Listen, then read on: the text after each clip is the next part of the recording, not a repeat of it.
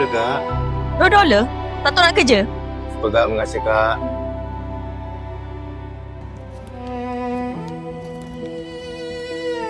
Tu je lah modal kau. Tak habis-habis dengan cerita sedih. Habis aku tak belum makan. Buat sini baik duit kau. Ada pun 100. Ingat kurang $250 lagi. Aku kasih kau ingat. Walaupun dekat tak saya bodoh pun. Sebab perit kehidupan, harapan yang hampir padam. Dalam sunyi, kehilangan kesepian, sebab perit kehidupan. Anak tak guna? Berani kau kasih malu anak aku depan orang ramai? Budak miskin. Jangan sampai ayah aku pecat bapa kau.